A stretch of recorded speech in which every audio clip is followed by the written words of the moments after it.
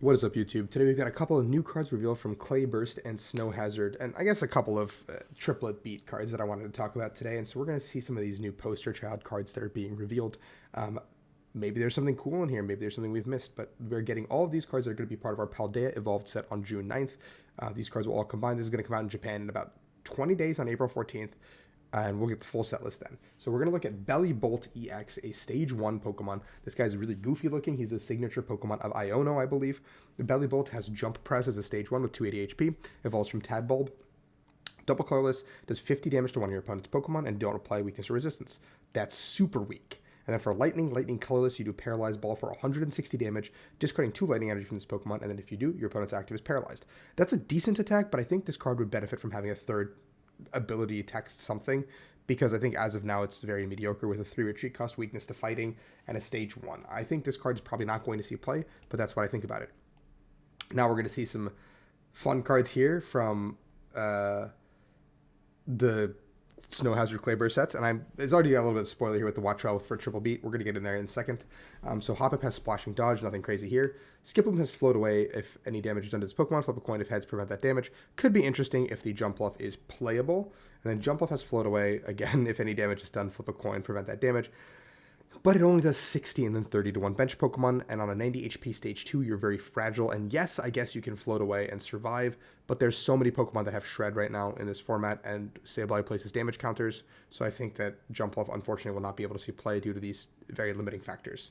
We have a Pineco, sorry, and then a Fortress EX. Fortress EX, I actually have not seen this card. I think all the terrestrial mechanics are no bench damage, which is kind of lame. It's really lame that they're doing that. I was hoping they'd have a cooler mechanic. But Fortress is going to be Grass type with a Fire type weakness, 270 HP, stage 1. Terrestrial does not take any damage from attacks while on the bench. Explosive Energy. Once during your turn, you may search your deck for up to 5 basic Grass Energy cards and attach them to your Pokemon any way you like. Then shuffle your deck. If you search your deck anyway, this Pokemon is knocked out. So basically, we're giving up 2 prizes for 5 basic Grass Energy. I don't know if there's any cards that can use Grass Energy well besides Regidrago V-Star. But Regidrago V-Star also requires you to have a lot of stuff in the discard to actually utilize it properly, so I think that's not great either, and you probably can't gain tempo against decks well enough to give up 2 prizes for free. I don't think a deck like that can do it, so maybe in the future there's a grass type deck that you can utilize Fortress well, but I think giving up 2 prizes is way too many, especially in a 6 prize game. And 2 grass, guard press 120 and take 30 less, so I think the drawback is just 2 prizes is too much for Fortress, and I don't like that. We have wo-chien. Wo-chien is one of the 4 Shrine Legendaries, if you didn't know. Wo-chien, chien-pao, Ting-Lu, and I forgot the last one, but those are the 4 Shrine Legendaries. Now we've got them all together. We were missing Wo-chien. Everyone's like, what happened to Wo-chien? Are we just not getting him? Here he is. Devouring Ivy, 230 HP, basic grass, not 50. I don't know why Pokebeach says that.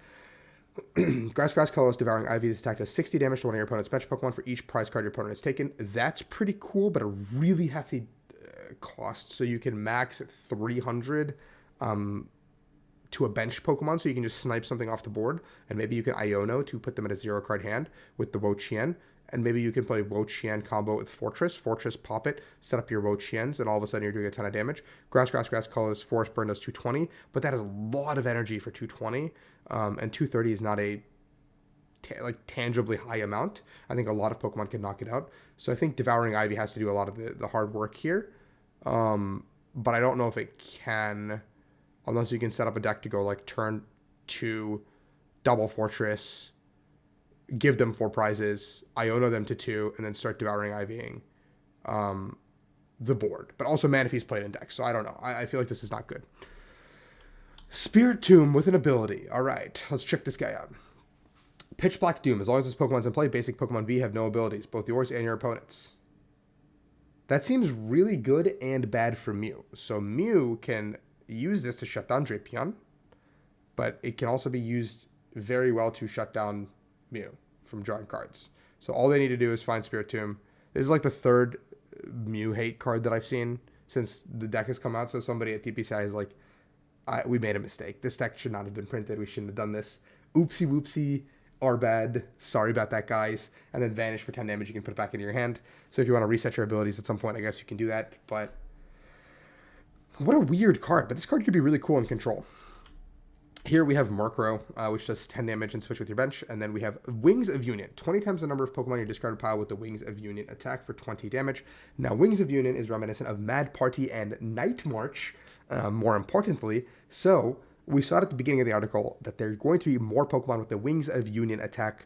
Let's take a look at how many Night Marchers that we have access to and if this deck can be viable. Everything has a lot more HP, so I want you guys to caveat with that before you get excited for Night March. I'm a Night Marcher at heart, so it'll be interesting.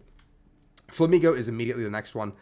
This card I think, has an insane ability to actually help the engine get going with Flock together. When you place this Pokemon from your hand to your bench, you can get 3 Flamingo and put them into your hand. So you instantly get 3 of your engine into your hand, which is crazy. And then for a double colorless, you do 20 times the number of Pokemon in your discard pile that have Wings of Union, similar to the Murkrow. So you can just immediately get 3 Flamingo, research the 3 Flamingo up into the discard, get 60 damage off the rip. But obviously, I think, like, unless there's like 4 necessarily, I don't think we can actually do a ton of damage because 60 is like 4 different Wings of Unioners because we need 16, and for every attack we're doing a max of 300 without any modifiers, and I think that's still not enough to one-shot some things. Back when Night March was like the king of the format, it could one-shot some things with only a few Night Marchers in the discard, or like 9 Night Marchers in the discard. That does not apply to Wings of Union anymore. So there's one more Wings of Union card. I'm going to pivot to that right now. There is a wo-chien in the Triplet Beat set that has Wings of Union as well. 20 times the number of Wings of Union cards in your discard. I think it was skated over in the set review because people didn't really realize that there would be more Wings of Union guys. And maybe if there, like I said, a 4th one gets printed, the deck can even be viable. But these guys all have 60 HP or less, except for Flamingo. So they're very flimsy, and I don't think they can actually compete with the high HP cost right now. We have Giacomo, who's got discard a special energy from each of your opponent's Pokemon, which is pretty cool because that card is going to for sure just go into control. Like, it's just a Flannery on crack without getting rid of Stadium. And, like, that seems pretty good. I would probably play this card. Snow Mountain of Disaster. It is a Stadium whenever a player attaches an energy card from their hand to one of their basic non-water Pokemon. Put 2 damage counters on that Pokemon. Don't know why you would want that.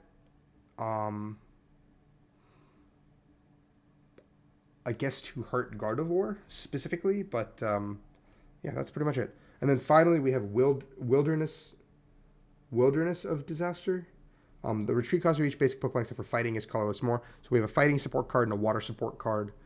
And then this makes it really cool because this can go with Ting Lu, and I guess this goes with chien-pao. Or that's the idea that these two will go together, but I don't think chien-pao would actually like to use the stadium. I think Ting Lu would like to use the stadium with Wilderness of Disaster maybe, to just make it difficult for your opponent to play the game the way they want to. But it's a lot of interesting cards. I actually don't